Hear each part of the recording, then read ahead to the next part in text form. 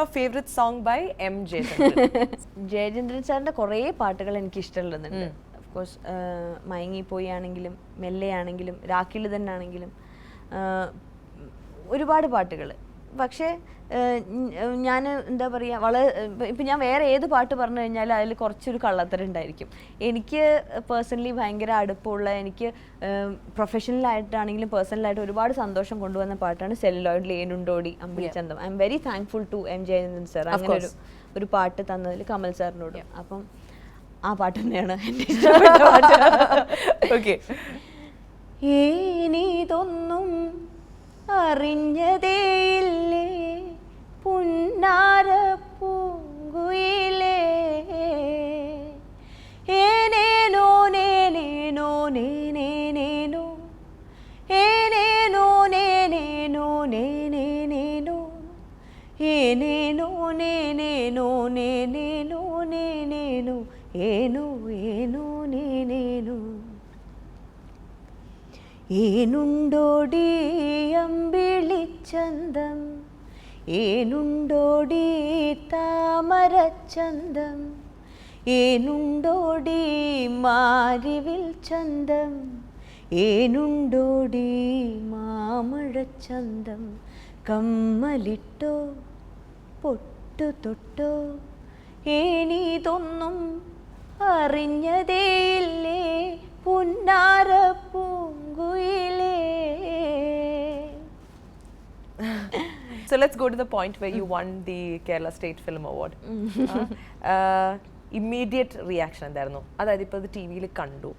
I want you to go back to when that കേട്ടു അറിഞ്ഞു എന്നുള്ളത് എങ്ങനെ ടി വിയിൽ? ഓക്കെ, എന്തായിരുന്നു ആ first few seconds, first minute? Announce ചെയ്തപ്പോൾ ഫുൾ ഭയങ്കര കയ്യടിയായിരുന്നു. ഞാൻ തന്നെ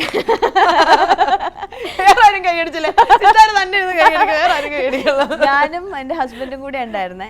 ആക്ച്വലി ഞാൻ കപ്പ ടിവിയുടെ മ്യൂസിക് മോജോന്റെ ഷൂട്ടിന് വേണ്ടിയിട്ട് റെഡി ആയിട്ടിരിക്കുകയായിരുന്നു പോവാൻ വേണ്ടിയിട്ട്. അപ്പോഴാണ് ഇങ്ങനെ ടി വിയിൽ ഇത് റൂമിൽ നിന്ന് ജസ്റ്റ് ഇറങ്ങാൻ, താഴെ വണ്ടി വെയിറ്റ് ചെയ്യുന്ന സമയത്ത് റൂമിൽ ഇത് കണ്ടിട്ട് പോവാം. അപ്പോൾ ഇങ്ങനെ അനൗൺസ്മെൻറ്റ് വന്നു. മെയിൽ സിംഗർ വിജയുടെ പേര് പറഞ്ഞു. അത് കഴിഞ്ഞിട്ട് ഫീമെയിൽ സിംഗർ പറഞ്ഞിട്ട് സിത്താര പറഞ്ഞപ്പോൾ സത്യത്തിൽ ഞാൻ ഭയങ്കര ഹാപ്പി. എനിക്ക് വേറെ ഒന്നും പറയാനില്ല. ഞാൻ ഫുൾ കയ്യൊക്കെ അടിച്ചിട്ട് അതിൻ്റെ വീഡിയോസ് അടിച്ചെടുത്ത് വെച്ചിട്ടുണ്ട് കയ്യടിക്കണേ. അങ്ങനെ ഒരു സന്തോഷം. ഞങ്ങളുടെ ഷൂട്ടിന് വന്നോ? പിന്നെന്താ, കഴിഞ്ഞ ഉടനെയാണ് മോജോന്റെ ഫസ്റ്റ് സീസണിൽ ഹോൾ ഡേ. പക്ഷെ എനിക്ക് അന്ന് എനിക്ക് പാടിയതൊന്നും ഓർമ്മയില്ല. ആക്ച്വലി ആദ്യം ഞാൻ പോയിരിക്കുന്നത് മാതൃഭൂമിയുടെ ന്യൂസ് ലൈവിലാണ്. അവിടെ വന്നിരുന്ന് ഒരു പാട്ട് പാടും, പിന്നെ ഫോൺ കോൾ അറ്റൻഡ് ചെയ്യാൻ വരും, ഒരു പാട്ട് പാടും, പിന്നെ ഇങ്ങനെ. അപ്പോൾ അന്ന് മൊത്തത്തിൽ ഞാനിങ്ങനെ ഒരു എയറിൽ നിൽക്കണ അവസ്ഥയായിരുന്നു.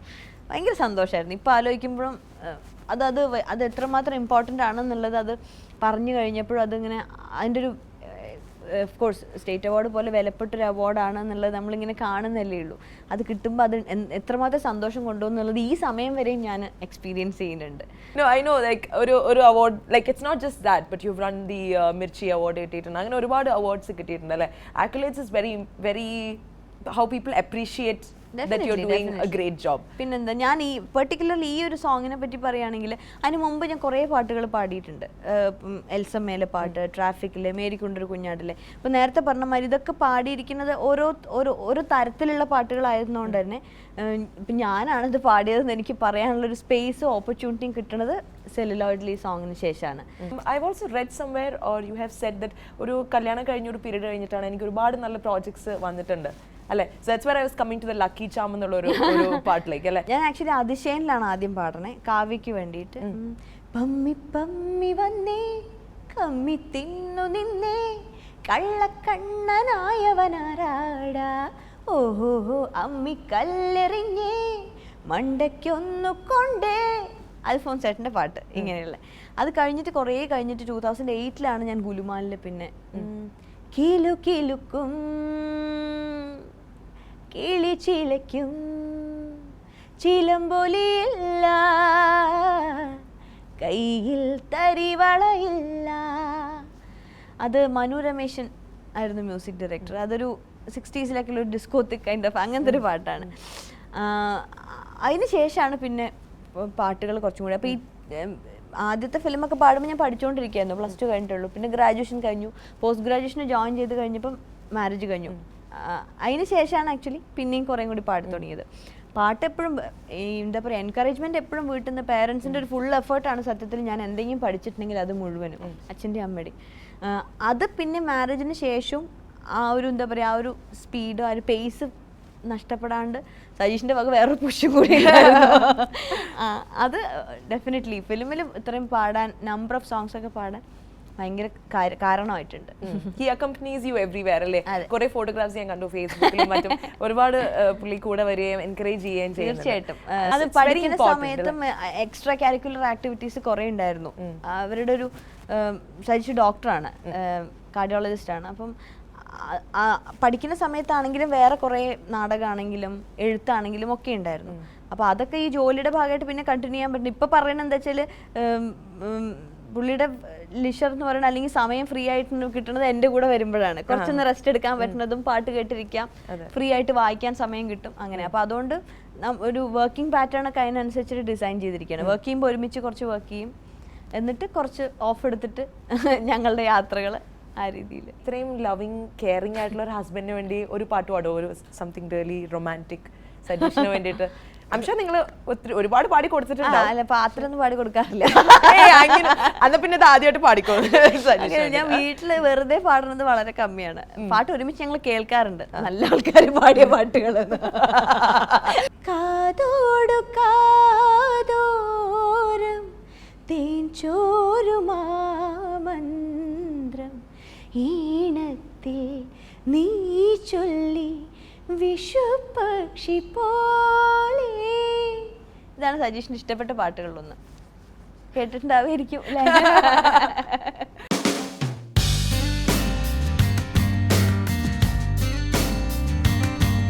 Sing maximum number of songs in a minute.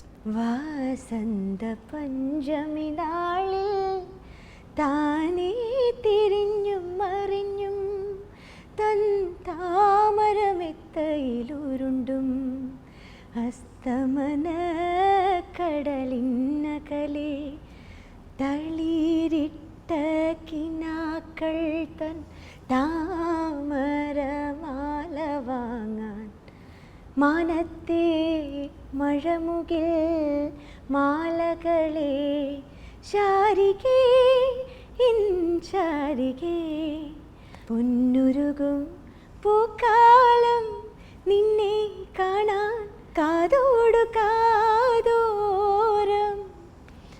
നിമിഷം സുവർണ്ണ നിമിഷം.